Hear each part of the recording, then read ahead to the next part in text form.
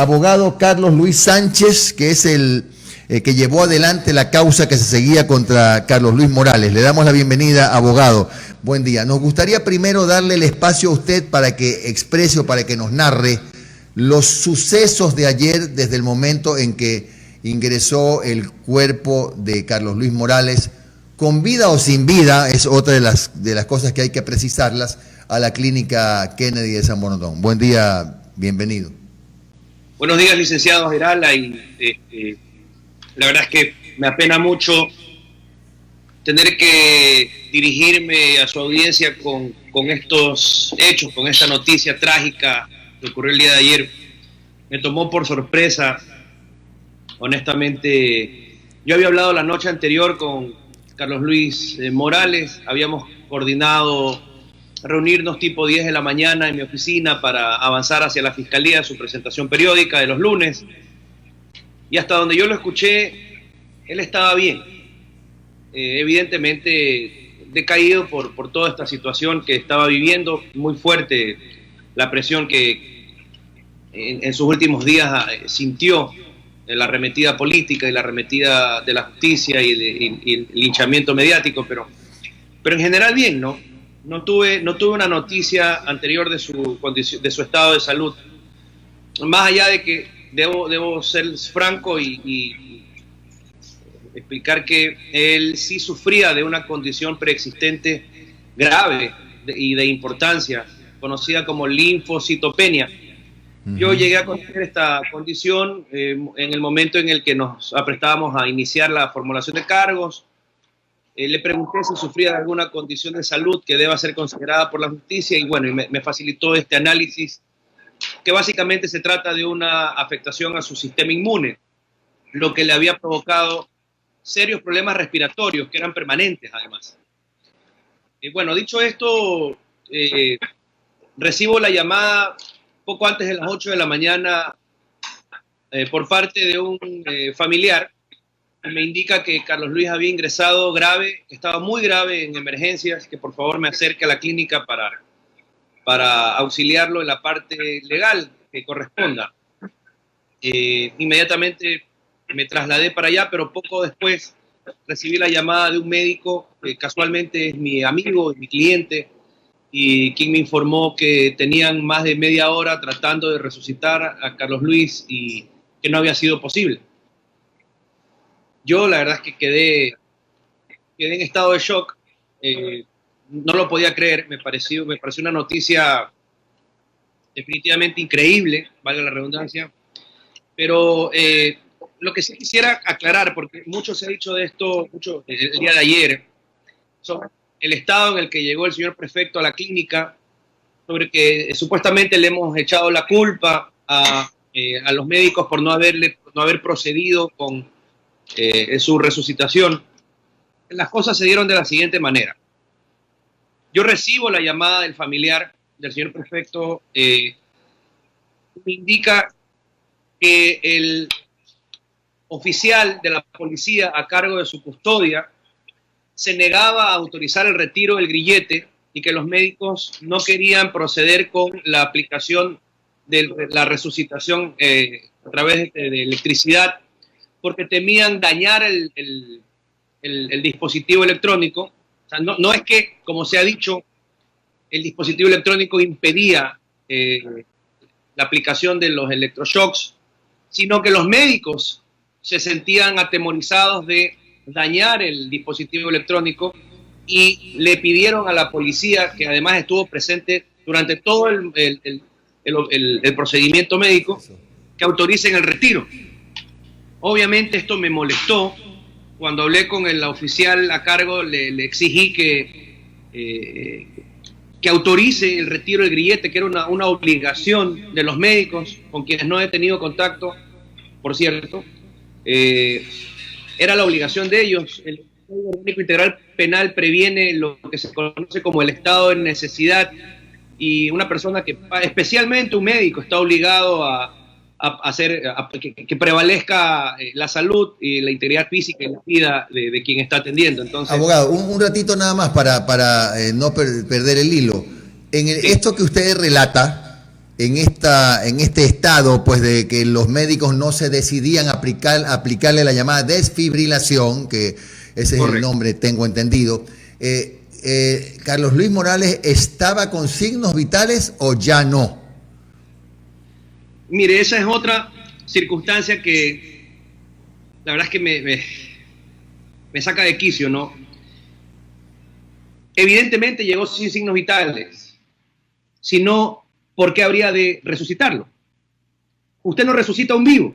Usted resucita a alguien que ha muerto, que ha perdido, que ha cesado sus signos vitales. Entonces, esta respuesta, que es lo primero que dice el comandante de la policía, que es lo primero que informa la clínica a través de un documento que se han permitido circular, como también se han permitido circular imágenes del señor prefecto muerto en una camilla, es lo que les preocupa.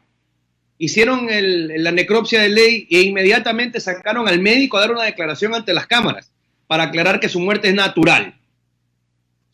Eso es lo que les preocupa. A todo el mundo le preocupa tener que transitar por la justicia penal ecuatoriana hoy, porque todo el mundo siente esta inseguridad jurídica, todo el mundo percibe esta persecución por parte de la fiscalía y por parte de los jueces que son atemorizados para actuar. Entonces nadie, ni los médicos, ni los policías, ni los periodistas, muchos periodistas, incluso muchos abogados, se sienten en libertad de actuar dentro de un proceso penal. Los médicos asustados se niegan a retirar un grillete electrónico porque piensan que van a ser involucrados en un proceso penal. La clínica, atemorizada por el escándalo público y por la intervención de la justicia, no permitió nunca que un familiar del señor prefecto lo acompañe en todo este proceso. Él estuvo solo en todo momento, hasta que llegué yo, ya cuando estaba muerto, en el proceso de levantamiento del cadáver. Ni siquiera en el proceso de levantamiento del cadáver hubo la presencia de un familiar. Todavía para que un familiar lo acompañe, pero esto en cualquier caso, siendo o no prefecto, debería permitirse, me parece. Imagínense los últimos momentos de su vida que le impidan estar cercano a su entorno familiar, realmente es inhumano. ¿Qué lo impidió? La clínica de nuevo, y el terror que causa la justicia política en este país. Doctor, no sé si me equivoco, pero me da la impresión que usted estaría configurando un cuadro como de negligencia, no sé, yo no soy abogado, no culposa o algo así. No sé, corríjame por favor si me equivoco. ¿Usted cree que por alguna razón, aun cuando no haya sido intencional, hubo algo de negligencia por el temor al que usted ha hecho referencia? No me queda la menor duda de que hubo negligencia por parte de la clínica y una falta de humanidad por parte del personal policial que estuvo atendiendo esta emergencia. La negligencia es el equivalente a la omisión del deber de cuidado. En este caso, si el protocolo de atención en emergencia exigía que se le debía aplicar al señor prefecto inmediatamente la desfibrilación eléctrica, no puede ser que un médico dude un segundo en tomar esta decisión y lo consulte telefónicamente al abogado defensor, que nada tiene que hacer en el proceso de salvar su vida. No puede ser que un policía tenga discernimiento en lo que deba o no deba hacer un médico dentro de la sala de emergencias. No puede ser que la clínica le impida a la familia estar junto a él, al menos un familiar, para ver qué sucedió. Nunca sabremos qué sucedió, solamente el documento que la propia clínica se ha permitido difundir por los medios de comunicación, que es un parte informativo que no dice nada, que dice que llegó muerto y que le dieron la atención y eso es todo. Mire, yo no quiero que este circo mediático continúe alrededor de la muerte del señor prefecto, pero no puedo dejar de hacerle saber a la ciudadanía que hasta ese último momento de su vida sintió esta fuerte presión que proviene de la política, que proviene de la justicia penal al servicio de la política. Dígame, es terrible doctor, lo que está... Doctor, ¿nunca le aplicaron entonces la desfibrilación? No sé, Honestamente no sé. Entiendo que le habrían practicado una resucitación física, ¿no? El procedimiento manual. Y si le aplicaron la desfibrilación eléctrica, habrá sido detrás de una larga discusión entre el agente de la policía a cargo del dispositivo electrónico, que me incluyó a mí porque a través del teléfono tuvimos una conversación. Entonces, si hubo esta desfibrilación electrónica, no fue inmediata. No sé si era necesaria. Lo que sé es lo que le cuento porque me consta, porque recibí una llamada, porque conversé con el agente a cargo del grillete y de la custodia del señor prefecto, y porque luego, al llegar a la clínica, me entero que nadie había podido ingresar. Exigí ingresar y pude ingresar yo. Ahora, en todo caso, estamos claros en que el grillete y la desfibrilación sí son compatibles, es decir, podía haberse aplicado la desfibrilación y a lo sumo se dañaba el grillete. Esto lo he consultado con cardiólogos. Sí, estoy de acuerdo, estoy de acuerdo. La preocupación no era la salud del señor prefecto, la preocupación era de los propios médicos. El estado del grillete. Así es. Temían dañar el grillete. Ahora, usted, doctor, entonces en esta parte de la entrevista va a consultar con la familia a ver si proceden alguna acción de carácter penal, alguna acusación contra la clínica, o esto queda únicamente en un sentimiento de molestia.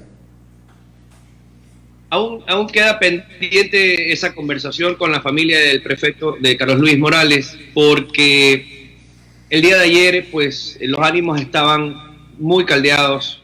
Es comprensible el dolor tremendo que sintieron ayer tras esta tragedia. No les permitía tomar una decisión con la cabeza fría, pero varios de sus hijos me pidieron ayer que no dejemos en la impunidad que esta clínica permitió circular videos tomados en la intimidad en el momento en que ya el señor prefecto había fallecido. Que esta grave afectación a su honor, a su buen nombre y a la familia no quede en la impunidad. No sé si finalmente la familia pretenda llevar las cosas ante la justicia. En todo caso, ya lo conversaré con ellos en estos días. Ahora, ¿en qué queda el proceso? Lo preguntamos para que sea aclarado por usted. ¿El proceso sigue? ¿El proceso se interrumpe? ¿Cómo queda eso? Bueno, el proceso penal obviamente continúa. No es un proceso que se seguía solamente en contra del señor Carlos Luis Morales, sino también respecto de otras varias personas. En consecuencia, naturalmente se extingue el proceso respecto de Carlos Luis Morales, pero respecto de los demás que son parte de esta investigación, el proceso debe continuar. Y me alegro que así sea, para poder desentrañar la verdad histórica, establecer si hubo o no hubo una infracción penal que ameritaba una investigación criminal y determinar a los presuntos responsables de este hecho. Ojalá esto me permita, y es mi deuda con Carlos Luis Morales, lavar su nombre, su honor, que detrás de este linchamiento mediático y de esta persecución política está por los suelos. Es muy triste que él haya terminado su vida de esta forma. Créame que a mí me apena mucho en lo personal. Ahora, ¿usted sigue creyendo sólidamente en la inocencia de su desaparecido cliente? Sí, por supuesto, y pienso demostrarlo ante la justicia ordinaria. La investigación objetiva determinará lo que le estoy diciendo. Pregunto porque no conozco detalles, pero ¿en la defensa de Carlos Luis Morales está incluida su ex esposa y sus dos hijastros o no? Yo patrocino a la esposa, a Sandra Arcos, pero no patrocino a los hijos de Sandra Arcos. No sé de ellos. Sé que Sandra está en el país, no como falsamente se ha dicho ante la opinión pública, que ha huido fuera del país. Eso es mentira. No sé dónde está, honestamente, y si supiera, pues obviamente no lo revelaría. Ella está escondida detrás de que supo que existía en su contra una orden de detención apresurada, injusta, inmotivada, pero que al final del día lo que pretendía era dejarla privada de su libertad, igual que a todos los demás en este proceso. Le recuerdo el escándalo que se armó al día siguiente porque el juez había tenido el atrevimiento de otorgarle medidas no privativas de libertad a Carlos Luis Morales y a los demás procesados. Así que la intención era clara, era manifiesta: dejarlos privados de su libertad. Y ella, hace 15 días, esto es importante, hace 15 días, ella compareció dentro del proceso formalmente, autorizándome como abogado patrocinador y señalando mi casilla judicial y solicitándole al juez de la causa que revoque la orden de detención girada en su contra para presentarse ante la fiscalía y dar su declaración.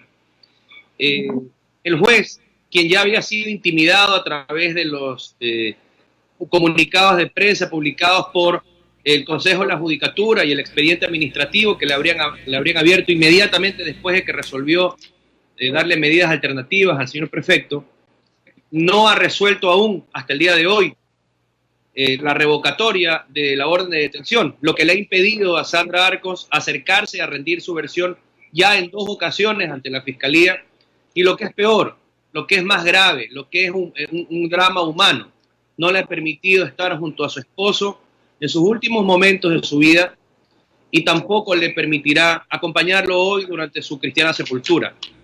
Esta no es la forma de administrar justicia. Doctor, ¿usted cree que la presunción de inocencia ya es una figura jurídica que en el Ecuador está pasando por su momento más malo o por uno de sus más malos momentos?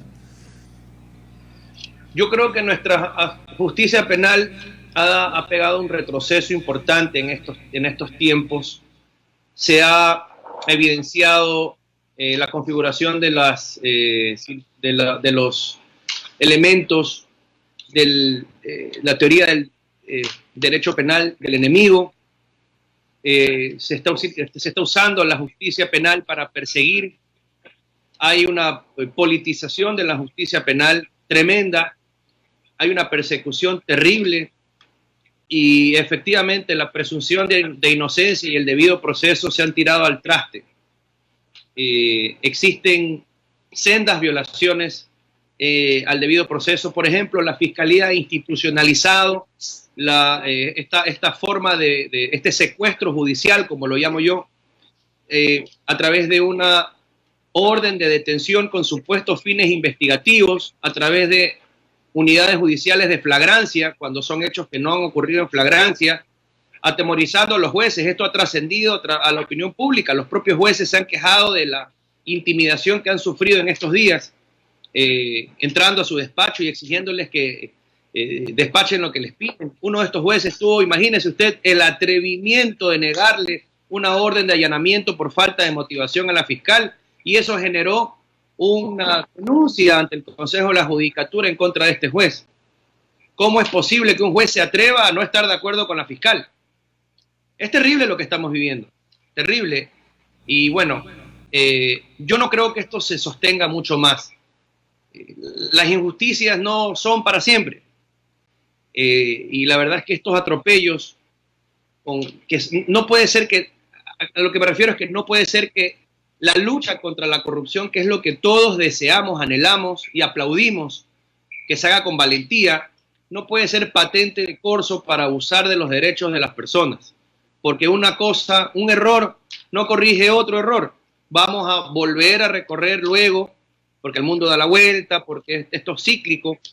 Luego de un tiempo vamos a recorrer procesos investigativos por los abusos perpetrados, y esta es la historia de nunca acabar.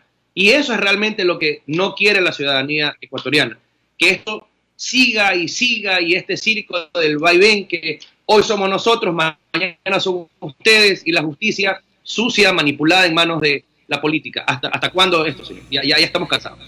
Tocó ese punto al que quería llegar. ¿Cuánto pesó en el desenlace de la vida del prefecto Morales la presión política severísima a la que se sometió en los últimos días? Yo creo que mucho. Mire que cuando yo lo conocía a Carlos Luis Morales al inicio de este proceso penal,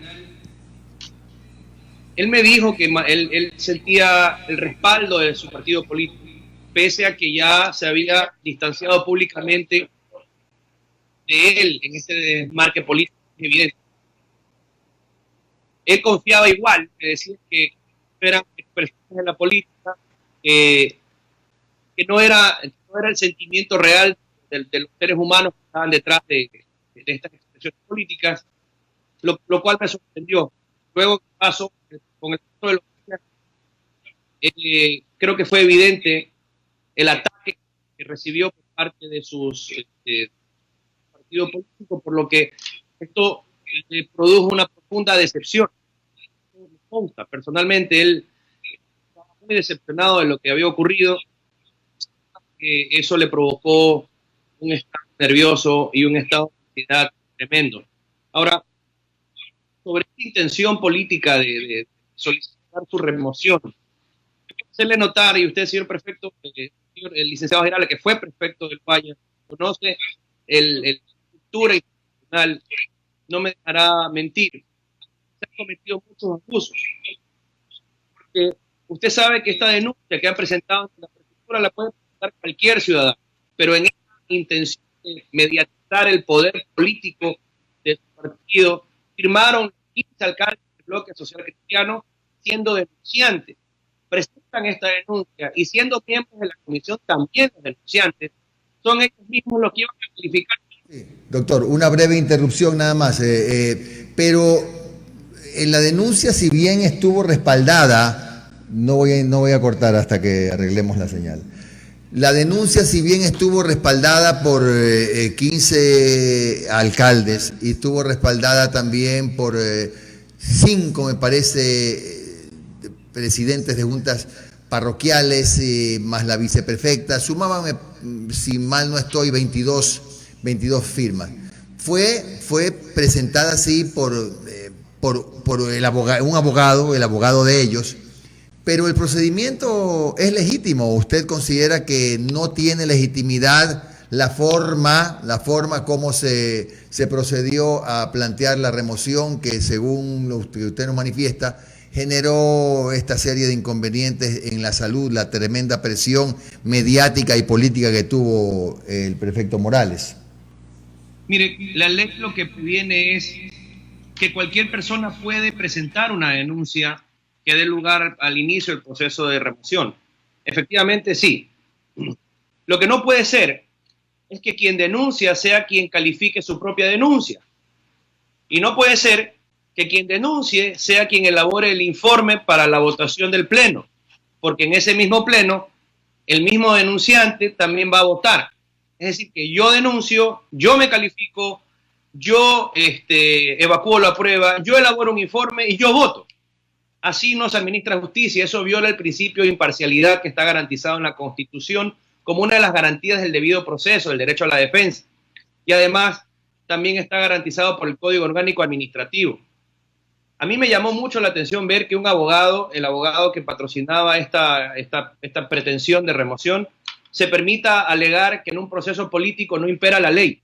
O sea, que para los políticos no hay ley. Y eso realmente es una expresión desatinada, por decirlo menos.